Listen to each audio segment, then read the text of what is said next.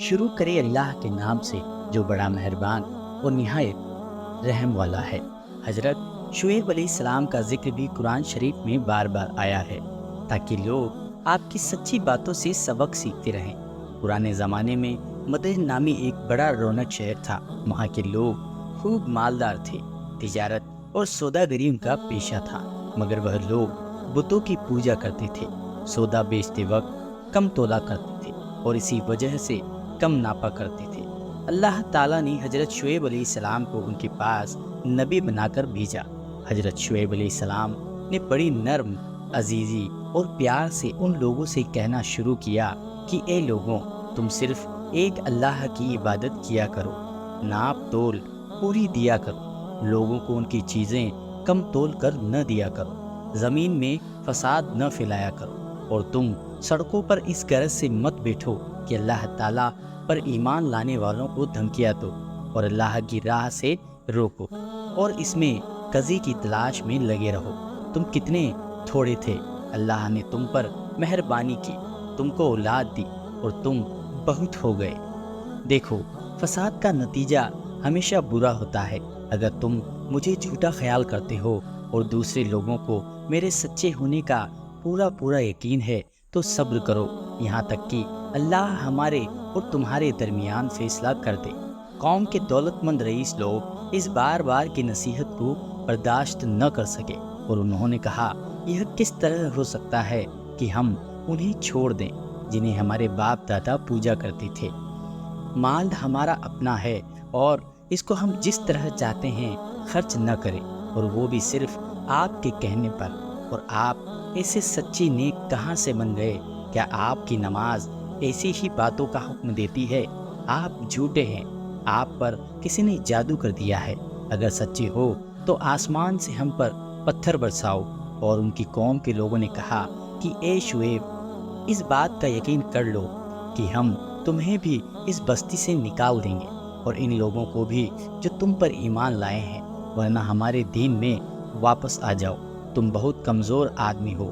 اگر تمہاری برادری کے لوگ نہ ہوتے تو ہم تمہیں کب کے پتھروں سے مار مار کر ختم کر چکے ہوتے، اور ویسے تمہارا ہم پر کوئی دباؤ بھی نہیں۔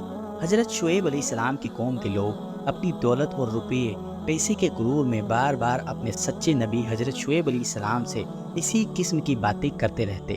حضرت شعیب علیہ السلام فرماتے ہیں، اللہ تعالیٰ نے مجھے سیدھا راستہ بتایا ہے اور اپنی مہربانی سے مجھے حلال روزی بخشتا ہے۔ اب یہ کس طرح ہو سکتا ہے کہ جس کام سے میں تم کو روکتا ہوں اسے خود کرنے لگ جاؤں؟ میں تو صرف تم لوگوں کو درست کرنا چاہتا ہوں اور صرف اللہ پر بھروسہ رکھتا ہوں۔ تم لوگ میری ضد میں آ کر ایسا گناہ نہ کر بیٹھنا کہ تم پر عذاب اتر آئے جیسا کہ تم سے پہلے لوگوں پر آ چکا ہے، بلکہ تم اپنے گناہوں کی معافی مانگو اور آگے کے لیے اسی کے حضور میں توبہ کرو۔ تم نے اللہ کو بالکل بھلا دیا ہے۔ کیا تم میری برادری سے زیادہ ڈرتے ہو اور اللہ کا خوف تمہارے دلوں سے اٹھ گیا ہے؟ میں نے اپنا فرض ادا کر دیا۔ اگر تم نہیں جانتے تو چند روز کے بعد تمہیں معلوم ہو جائے گا کہ جھوٹا کون ہے اور کس پر اللہ کا عذاب اترتا ہے۔ آخر اللہ کا عذاب آ گیا۔ شعیب علیہ السلام اور ایمان والے تو بچ گئے، اور جو لوگ اللہ کی نافرمانی کرتے تھے وہ اپنے گھروں میں بیٹھے کے بیٹھے رہ گئے اور ایسے برباد ہوئے کہ جیسے ان مکانوں میں کبھی بسے نہ تھے۔ اے مومنو، اللہ تعالیٰ کے سوا دوسرے کی عبادت کرنا، اللہ تعالیٰ کو بھول جانا اور غیروں کو یاد کرنا، رسول پاک صلی اللہ علیہ وسلم کی باتیں نہ ماننا، دل کی خواہشات کو پورا کرنا، کم تولنا، کم ماپنا، امن و امان کے بعد زمین پر فساد مچانا، پیسوں کا غرور، دولت کا گھمنڈ اللہ کو بے حد ناپسند ہے۔ جو لوگ ایسا کرتے ہیں اور توبہ نہیں کرتے، صحیح راہ اختیار نہیں کرتے، آخرکار ایک دن ضرور سزا پائیں گے اور نقصان اٹھائیں گے۔ اے مومنو، آؤ ہم سب مل کر عہد کریں کہ اللہ تعالیٰ کے سوا کسی کی عبادت نہ کریں گے اور نہ کبھی کم تولیں گے، نہ کم ناپیں گے، غرور نہیں کریں گے اور کسی کا مال بے ایمانی سے نہیں کھائیں گے۔ اور اگر ہم نے ایسا کیا تو ہمارا حشر بھی حضرت شعیب علیہ السلام کی قوم جیسا ہو جائے گا۔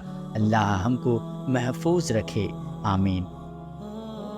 عزیز دوستوں، آپ سے گزارش ہے کہ آپ کو اگر ہمارا کام پسند آتا ہے تو آپ ہمارے چینل کو سبسکرائب ضرور کریں اور ہماری ویڈیوز کو لائک کریں اور زیادہ سے زیادہ دینی بھائیوں تک ان ویڈیوز کو پہنچائیں تاکہ وہ بھی ہمارے نبیوں سے جڑی ہوئی تمام قصے اور کہانیوں کے بارے میں جانیں اور ان سے سیکھ لیں۔